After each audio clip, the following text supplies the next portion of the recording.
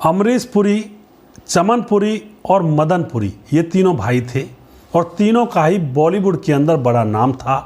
आप लोग भी भली भांति इनको जानते होंगे।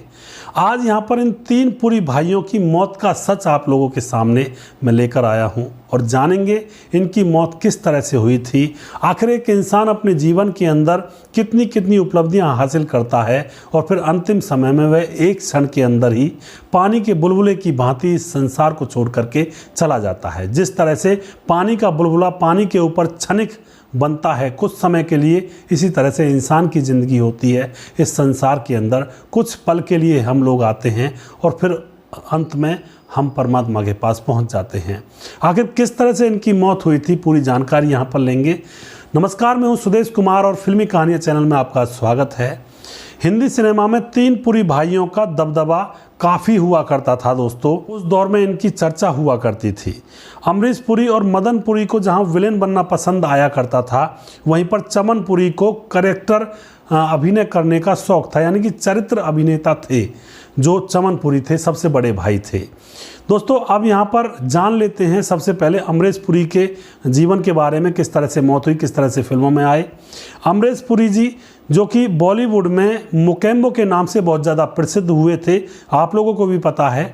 और 22 जून 1932 को पंजाब के नवा शहर में इनका जन्म हुआ था। अमरीश पहले बीमा कंपनी में क्लर्क हुआ करते थे दोस्तों, और क्लर्की का काम करते करते उनके मन में फिल्मों का काम करने का भी जज्बा हुआ करता था, यानी कि फिल्मों में भी वो काम करना चाहते थे। उनका सपना फिल्मों में काम करने का था और जो बड़ा भाई था उनका, वह फिल्मों में पहले से ही था। उनकी मदद से अमरीश पुरी बॉलीवुड में पहुंच जाते हैं दोस्तों जैसे तैसे।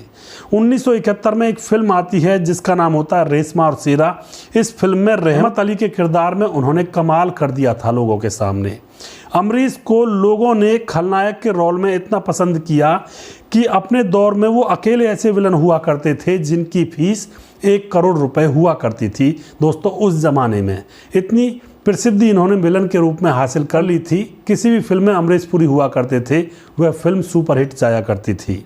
फिल्म नगीना का तांत्रिक हो या फिर मिस्टर इंडिया का मुकेम्बो हो, उनकी अदाकारी का कोई जोड़ नहीं था और ना ही तोड़ था। अंत उनका कैसा होता है उसके बारे में यहाँ पर जान लेते हैं दोस्तों। उन्होंने जीवन के अंदर संघर्ष किया और इनका अंत किस तरह से होता है। इनका अंत बहुत ही खराब होता है। अमरीश पुरी 60 और 65 की उम्र के करीब रहे होंगे उस समय। उनको सांस लेने में दिक्कत होने लगती है और जैसे ही उनको सांस लेने में दिक्कत होने लगती है तो वह हॉस्पिटल में जाते हैं और अपना चेकअप करवाते हैं। वहाँ पर चेकअप करवाते हैं, डॉक्टर से कहते हैं कि मुझे बड़ी थकान होती है, सांस लेने में भी दिक्कत होती है और काम भी नहीं किया जाता है। दोस्तों हॉस्पिटल में चेकअप करवाने से पहले तो उन्होंने ध्यान नहीं दिया था, मगर हालत जब ज़्यादा ख़राब हो जाती है तो वह हॉस्पिटल में चेकअप करवाते हैं। डॉक्टर जब उनका चेकअप करते हैं तो यहाँ पर पता चलता है उनको ब्लड कैंसर है। और दोस्तों ब्लड कैंसर उनको जैसे होता है, पता लगता है, तो वह सोच लेते हैं कि अब ज़िंदगी कुछ ही क्षणों की है। उसके बाद उनका इलाज चलने लगता है, लेकिन इलाज से कोई भी सुधार उनके शरीर में नहीं हो रहा था। उनकी हालत और ज़्यादा बिगड़ती जा रही थी दोस्तों। उसके बाद इलाज का असर नहीं हो रहा था और इसी दौरान उनको 2 बार मलेरिया का बुखार भी चढ़ा था। उससे शरीर जर्जर रूप से टूट गया था बिल्कुल, और अब वह बिस्तर पर पड़े रहते थे, उठ नहीं सकते थे और बिस्तर पर ही उनका खाना पीना होता था।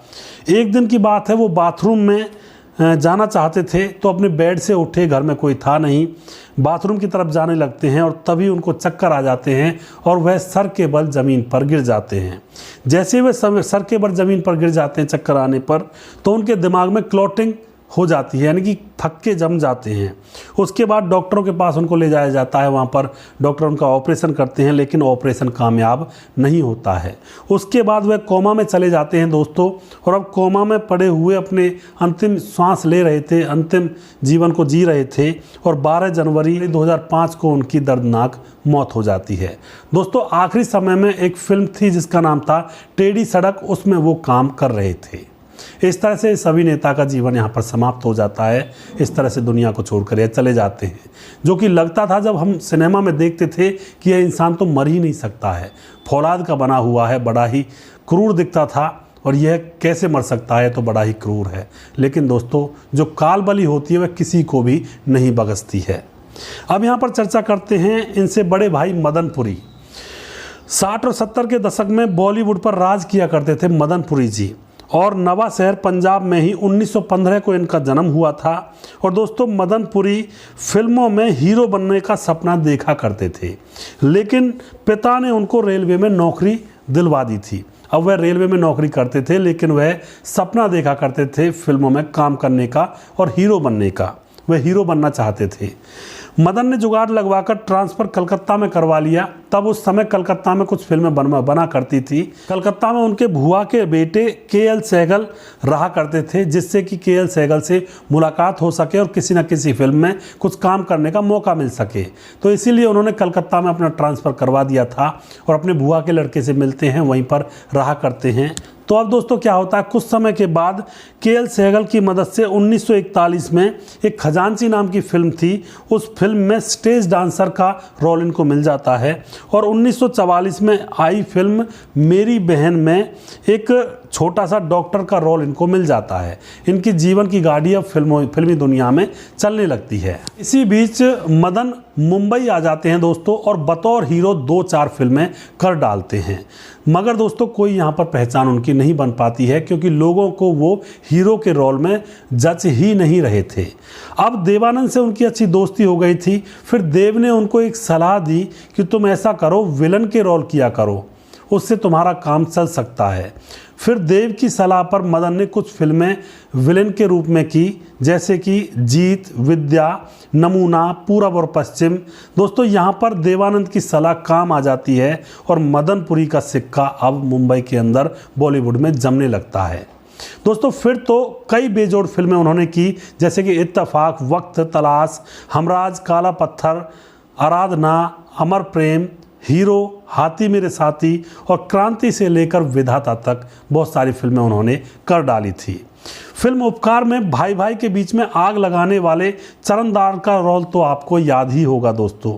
और दीवार फिल्म में जो विलन हुआ करते थे, जिनका नाम था सावंत, इस किरदार को भी लोग आज तक याद करते हैं। सावंत का जो किरदार था इस दीवार फिल्म के अंदर, वह भी बड़ा ही रोचक इन्होंने निभाया था दोस्तों। अब यहाँ पर जान लेते हैं इन महान अदाकार की मौत किस तरह से हुई थी। मौत का सच यहाँ पर जानते हैं दोस्तों। मई 1984 में इनकी तबीयत खराब हो जाती है, और जब इनको हॉस्पिटल में एडमिट करवाया जाता है और इनका चेकअप करवाया जाता है, तो इनको भी वही बीमारी निकली थी, इनको भी कैंसर हो जाता है। कैंसर होने के बाद इनका इलाज चलने लगता है। तकरीबन 8 महीने तक इनका इलाज चलता है, लेकिन इनका कैंसर फैलता ही जा रहा था, कोई रोकथाम नहीं हो पा रही थी। उसके बाद इनकी दोनों किडनियां खराब हो जाती हैं दोस्तों, और फिर कुछ दिनों के बाद इनका दिमागी संतुलन भी खराब हो जाता है। यानी कि इतनी बीमारियों ने इनको घेर लिया था। और 13 जनवरी 1985 को इनको एकदम से हार्ट अटैक आता है, और हार्ट अटैक में तड़पते तड़पते इनकी दर्दनाक मौत हो जाती है, और इस दुनिया से यह चल बसते हैं। दोस्तों, ये बीच वाले भाई थे, यानी कि सबसे छोटे से बड़े और सबसे बड़े से छोटे। इस तरह से यह दुनिया को छोड़कर चले जाते हैं। मदनपुरी की आपने बहुत सारी फिल्में देखी होंगी। क्रांति फिल्म में एक हवलदार का सा रोल है इनका, बड़ा ही गजब है। अब यहाँ पर बात कर लेते हैं चमनपुरी, जो कि सबसे बड़े भाई थे और सबसे पहले फिल्मों में आए थे। 2 अक्टूबर 1914 को ये पैदा हुए थे और फिल्मों में सबसे पहले आए थे। 1938 में एक फिल्म आई थी स्ट्रीट सिंगर। इस फिल्म से इन्होंने अपना कैरियर शुरू किया था, और चमनपुरी चरित्र अभिनेता हुआ करते थे, जबकि इनके दोनों भाई विलेन का रोल किया करते थे। फिल्में इनकी बहुत सारी आई, जिनमें हावड़ा ब्रिज, प्यार किए जा और द ट्रेन, विक्टोरिया नंबर 203 ने तो इनको मशहूर ही कर दिया था। जो विक्टोरिया नंबर 203 है, इस फिल्म ने बड़ा मशहूर किया था इनको। और वहीं रात की रानी, संग्राम, मस्ताना, अफसाना और पेन गेस्ट जैसी फिल्मों के ज़रिए भी इन्होंने अपना खूब नाम कमाया था। दोस्तों, भाई मदनपुरी के साथ भी इन्होंने कई फिल्में की थी, जैसे कि फ़कीरा, चोर मचाए शोर, आप बीती जैसी नामचीन फिल्मों में इन दोनों भाइयों ने मिलकर के काम किया था, चमनपुरी और मदनपुरी दोनों ने। दोस्तों, 26 जून 1998 को मुंबई में इनकी मौत हो जाती है। यह भी इस दुनिया को छोड़कर हमारे बीच से चले जाते हैं। तो इस तरह से ये दोनों भाई लोगों के दिलों में बसे, राज किया पब्लिक के ऊपर, एक तरह से पब्लिक के दिलों में, और बड़ा ही मनोरंजित किया पब्लिक को, और अपनी एक दमदार भूमिका से लोगों के दिल में उतरने का काम किया। एक्टरों पर भारी पड़ जाया करते थे यह जो विलन हुआ करते थे, जैसे कि अमरीश पुरी हैं। अमरीश पुरी के लिए एक्टर भी बड़ा खूंखार ढूंढना पड़ता था, तभी जाकर एक फिल्म बन पाती थी। हल्के फुल्के एक्टर तो उनके सामने जमते भी नहीं थे। कद काठी भी लंबी थी और अदाकारी भी बड़ी खतरनाक और बड़ी भयंकर हुआ करती थी। हल्के फुल्के हीरो अगर उनके सामने उतार दिए जाते थे तो वह फिल्म भी ज़्यादा नहीं चल पाती थी, क्योंकि विलन की टक्कर से ऊपर होना चाहिए जो एक्टर होता है, हीरो होता है। लेकिन यहाँ पर जो अमरीश पुरी हैं, बड़े बड़े एक्टर्स पर, बड़े बड़े हीरो के ऊपर भारी पड़ जाया करते थे। तो इस तरह से इन्होंने अपनी फिल्मी दुनिया को पूरा किया और इस दुनिया से चल बसे। दोस्तों, जीवन बहुत छोटा सा है, जीवन में भलाई का काम करें और जीवन में एक दूसरे की मदद करते हुए चलें, क्योंकि जीवन क्षण भंगुर है, पानी के बुलबुले के समान है। कुछ देर ठहरता है और फिर यह पानी के बुलबुले की तरह फूट जाता है और फिर पता भी नहीं चलता कि वह पानी का बुलबुला आखिर गया तो गया कहाँ। इसी तरह से इंसान है, इस धरती पर हमसे न जाने पहले कितने लोग रहे होंगे और हमारे बाद भी न जाने कितने लोग रहेंगे।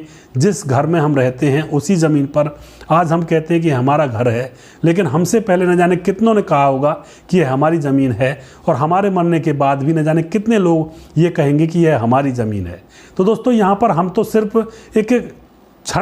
कुछ क्षण के लिए इस धरती पर आए हैं, एक किराए के जैसे मकान में आए हैं। तो इन चीज़ों को अपना ज़्यादा ना समझें और भलाई के काम करें, जीवन को शान से और शुद्धता से जिएं।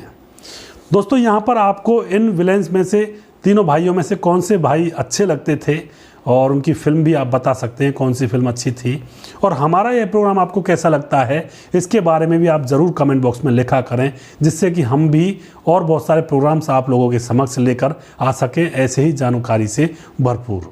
अगला प्रोग्राम मैं जल्दी फिर से लेकर आऊँगा किसी दूसरे कलाकार के ऊपर। तब तक आप खुश रहें और देखते रहें हमारे चैनल फिल्मी कहानियाँ को। जय हिंद, जय भारत।